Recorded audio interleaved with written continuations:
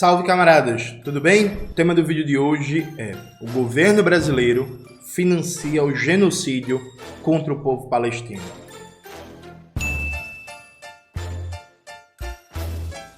Antes de começar propriamente o tema do vídeo do canal, quero muito agradecer a você que ajuda a manter e melhorar nosso canal a partir do Apoia-se. Seu apoio é fundamental para a gente continuar o nosso trabalho. Note, faz quase um ano que Israel vem realizando a sua solução final. E sim, gente, eu estou fazendo referência ao regime nazista. Israel vem realizando sua solução final contra o povo palestino, em resposta à ação militar do Hamas no dia 7 de outubro. Israel oprime o povo palestino no regime colonial, racista de apartheid há décadas. Mas, desde outubro de 2023, o projeto liderado por Benjamin Netanyahu, lembrando que é um problema muito além do governo Netanyahu, embora hoje seja o governo Netanyahu que lidera o Estado de Israel, de exterminar os palestinos, de fazer a colonização completa da região. E desde que começou esse projeto de extermínio acelerado e aberto, a gente tem solidariedade pelo mundo inteiro, atos de rua gigantescos, reações de vários países, de várias lideranças. Aqui na América Latina, o governo da Bolívia, o governo da Colômbia, o governo do Chile expressaram reações duras contra o Estado de Israel. E nesse processo todo, Luiz Inácio Lula da Silva, ele se destacou. Por que ele se destacou? Veja, goste-se ou não, ache você bonito ou feio, que é uma análise objetiva. Lula é hoje uma das figuras mais famosas do mundo, dos chefes de Estado mais famosos do mundo. Lula tem condições objetivas de assumir sim um protagonismo global no que se chama hoje de sul global, que é um termo horrível, no que se chamava anteriormente de terceiro mundo. Lula tem condições objetivas de assumir um papel de liderança global, porque é uma figura globalmente muito influente e muito expressiva. E o próprio Brasil, enquanto país, por uma série de motivos que depois, em algum momento, eu faço um vídeo no canal, há uma simpatia muito grande pelo Brasil. Nos países do continente africano, no Oriente Médio, em vários países da África, por aí vai. Recentemente, Cauê foi pro Irã, e no Irã, por exemplo, as pessoas amam brasileiros. Você fala que é do Brasil, as pessoas amam brasileiros, gostam de brasileiros, e por aí vai, o Brasil é massa, não sei o quê, e a seleção de futebol, e Ronaldinho Gaúcho, e Kaká. Você chega na China, por exemplo, também as pessoas, pô, o Brasil é massa, não sei o que, e Kaká, e o Penta, e Ronaldinho Gaúcho, e Ronaldo Fenômeno, enfim, há uma simpatia difusa pelo Brasil em todo o terceiro mundo, e concatenado com a liderança que tem muito apelo, enfim, há essa condição. Só que essa condição ela se traduz para virar realidade em ações concretas. O presidente Luiz Inácio Lula da Silva deu várias declarações bastante duras, importantes, incisivas, contra o genocídio promovido por Israel contra o povo palestino. Chegou inclusive a comparar, uma comparação correta. Eu defendi a fala de Lula aqui no canal, à época, a ação do governo Netanyahu com a prática política do regime nazista. Mas o que foi que aconteceu depois de várias declarações, depois de vários ataques do governo Netanyahu ao Brasil, depois de várias agressões do governo Netanyahu às autoridades diplomáticas brasileiras? Sabe o que foi que aconteceu? Absolutamente nada. Nada. O Brasil não rompeu relações diplomáticas com Israel. O Brasil não rompeu acordos comerciais com Israel. O Brasil não fez concretamente nada, mesmo depois do presidente da República afirmar que o que está acontecendo em Gaza é um genocídio, e mesmo depois do presidente da República Federativa do Brasil comparar aquilo com o nazismo. Então, por derivação lógica, o presidente Lula decidiu manter relações com um governo que tem práticas nazistas. O nome disso é cumplicidade. Veja, mas tudo sempre pode piorar. É impressionante. É a lei de Eribaldo. Tudo sempre pode piorar. Eribaldo sempre está dizendo que alguma coisa vai piorar. E o governo brasileiro acabou de assinar um contrato no valor de R$ 1 bilhão com a empresa israelense para comprar material militar, veículos de uso militar. R$ 1 bilhão. Gente, saiu a notícia em todo canto. Nesse momento, o PCBR vem fazendo uma campanha para o Brasil romper os acordos comerciais e econômicos, especialmente do complexo industrial militar com Israel, vem fazendo agitação nas redes, panfletagem nas ruas, colagem de lambes, debates, atos políticos. Coloca aí, Maxwell, na tela, por favor, alguma das artes que a gente divulgou, por exemplo, nas redes sociais. E esse tema é cada vez mais urgente. Vejam, isso não depende do Congresso Nacional. Isso não depende do Congresso Nacional. Isso não depende do Centrão. Isso não depende de Arthur Lira. O presidente Lula aceitou que a compra desses veículos militares empresas israelenses participassem do edital. O argumento do gado, que não quer fazer crítica, que não quer cobrar coerência, que não quer ter responsabilidade, né, histórica com a luta palestina, é que o edital foi neutro, foi técnico, a empresa israelense é quem se adequa melhor ao edital. Veja, isso é conversa, isso é chaveco, isso é mentira. A própria ideia de permitir a participação de empresas israelenses é uma decisão política, que o Brasil já deveria ter rompido relações diplomáticas com Israel. E aí, se você, eventualmente, acha, não, Júnior, romper é demais, não sei o que, não, o governo brasileiro poderia, no mínimo, ter tomado uma posição de que as relações diplomáticas com Israel estavam suspensas enquanto existia o governo Netanyahu e a situação atual. Aí deixando claro que não é um problema com o povo israelense e tal. Quer fazer uma posição rebaixada, sabe, limitadíssima? Daria para ter feito isso. O governo brasileiro objetivamente não fez nada. Nada. Tipo assim, vocês conseguem dimensionar que depois de vários ataques de Israel contra o Brasil, depois das várias declarações do Lula, nada foi feito, que o governo do Gabriel Boric no Chile, que é um governo ultra rebaixado, é quase uma filial do Partido Democrático dos Estados Unidos, tomou atitudes concretas contra Israel, do ponto de vista, inclusive, econômico, de acordos comerciais, e o Brasil não. Alguém pode dizer, mas Jones, o Chile tem uma grande comunidade palestina que é forte lá. Não, tudo isso é verdade, mas veja, ao mesmo tempo também é verdade que o Lula é muito mais importante do ponto de vista global do que o Gabriel Boric, por exemplo. O governo da Colômbia tomou medidas concretas, rompendo relações comerciais com Israel. O governo da Bolívia também. A gente está falando de 3 países que não têm importância, não têm relevância do Brasil. Aí alguém vai dizer assim, mas Jones, não tem a extrema-direita lá, forte, não sei o quê, e por aí vai. Veja, gente, tem direito em todo canto, porque existe classe dominante, existe burguesia na maioria dos países do mundo, né? O governo Petro também governa com minoria no parlamento colombiano, no Congresso colombiano. O governo Gabriel Boric está com a popularidade lá embaixo. O governo da Bolívia está com vários problemas com a esquerda dividida na briga entre o Lucho Arce e o Evo Morales, e teve recentemente uma tentativa de golpe de Estado, né? Assim, sabe? O governo brasileiro, ele não só não fez nada, como ele acabou de assinar um contrato. Bota na tela de novo, Maxwell, a matéria. Essa matéria eu peguei da CNN, mas vocês acham isso fácil em vários portais de mídia, né? Embora a notícia não está amplamente circulando, não se dá a publicidade que se deveria a ela, mas é isso, o governo acabou de assinar um contrato de R$1 bilhão direto para o Complexo Industrial Militar de Israel para ajudar a financiar matar palestinos.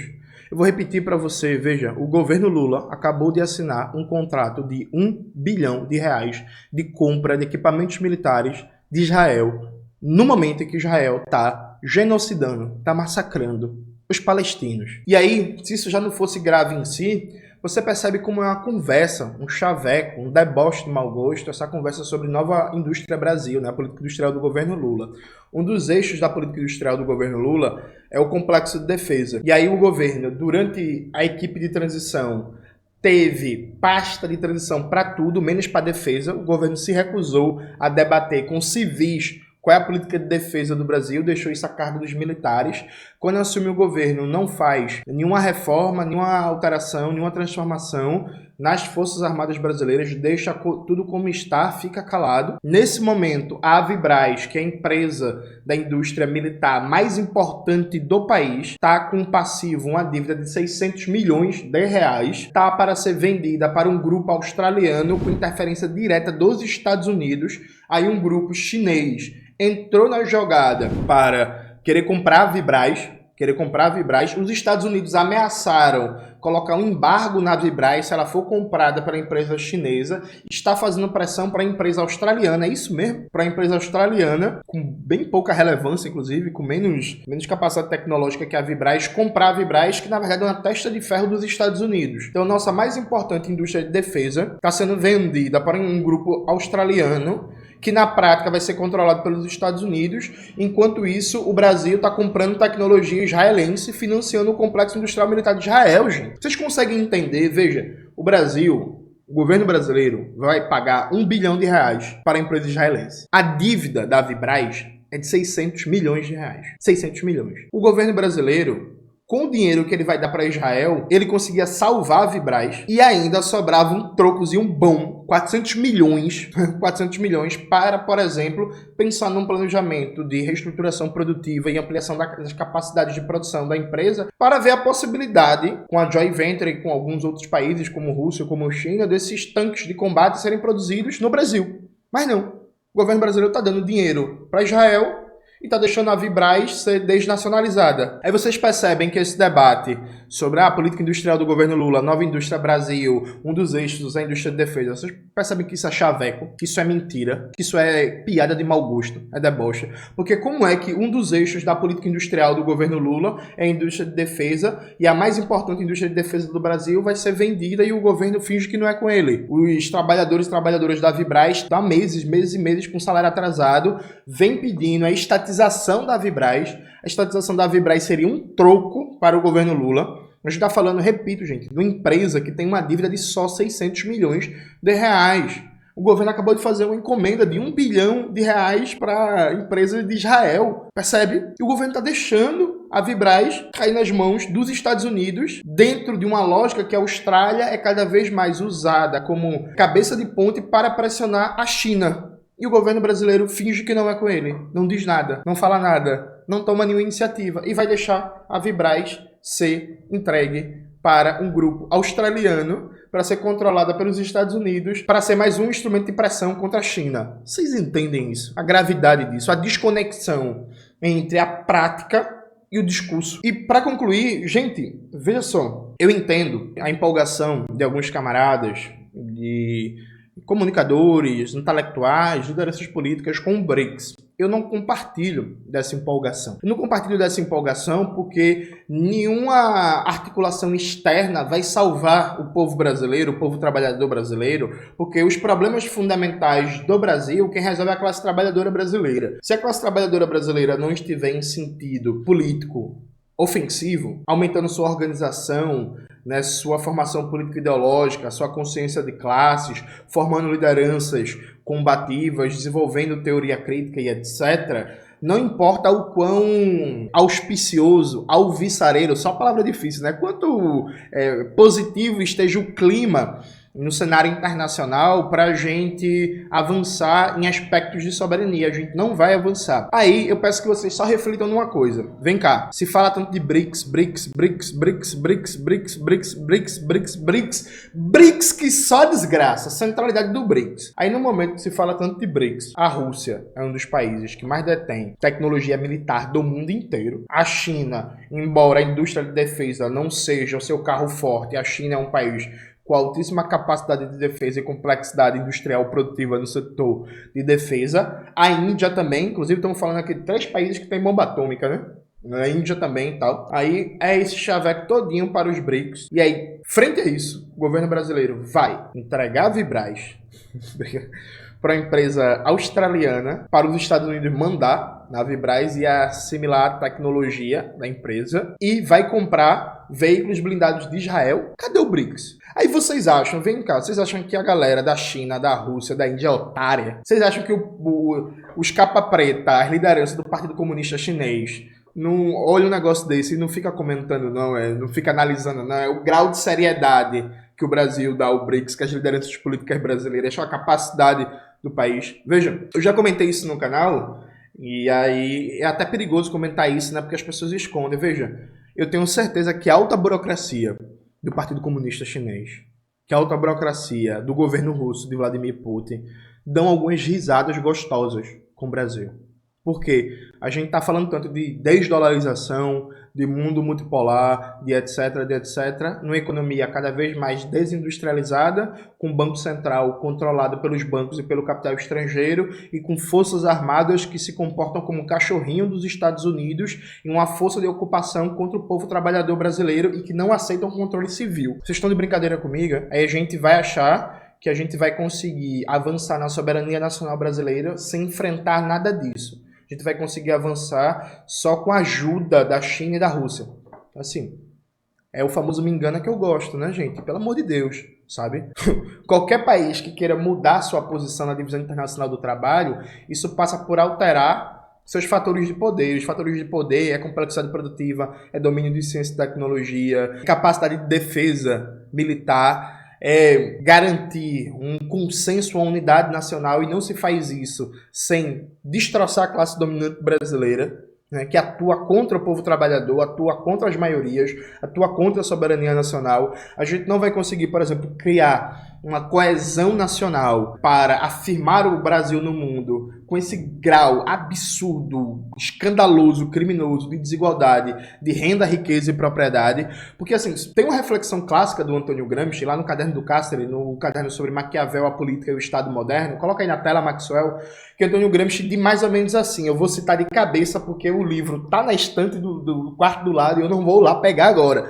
Mas Gramsci diz que quanto mais um país precisa usar a polícia, mais ele é fraco externamente. O que é que Gramsci está querendo dizer? Ó, um país fraturado, um país dividido, um país esgaçado por conflitos internos tem dificuldade de se afirmar do ponto de vista internacional, na geopolítica. E quanto menos o país precisa usar a polícia, mais forte ele é para usar o exército. Ou seja, quanto mais unido é o país do ponto de vista interno, mais forte ele tende a ser na esfera internacional. O que é que o Gramsci está querendo dizer? O Gramsci está querendo dizer algo básico e fundamental, que é afirmar a defesa nacional, afirmar a capacidade de projeção no cenário internacional, passa, antes de tudo, pela sua força interna. Passa por construir os fatores de poder internamente, porque é dos fatores de poder nacionais que você afirma a sua força no cenário internacional. Então veja, é lógico que essa não é a única explicação. Tem vários e vários elementos que explicam a campanha que a China, por exemplo, leva a curso, que acabou com a extrema miséria, que combate as desigualdades, que está fortalecendo serviços públicos, está construindo um estado de bem-estar social. Há vários e vários elementos que explicam esse processo. Mas um deles, sem dúvida nenhuma, é a China, o grupo dirigente do poder na China, percebendo a intensificação do conflito com os Estados Unidos,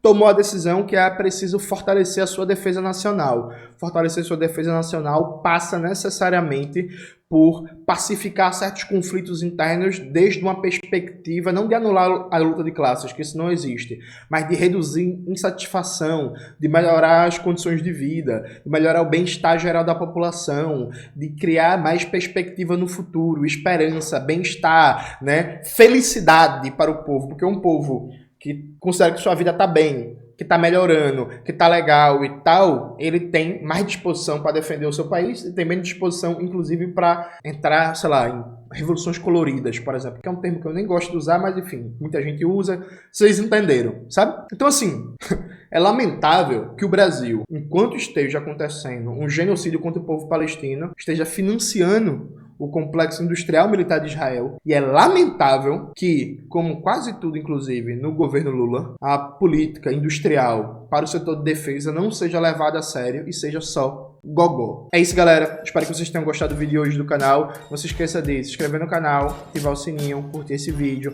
compartilhar e tudo isso que vocês já sabem. Um beijo e até a próxima.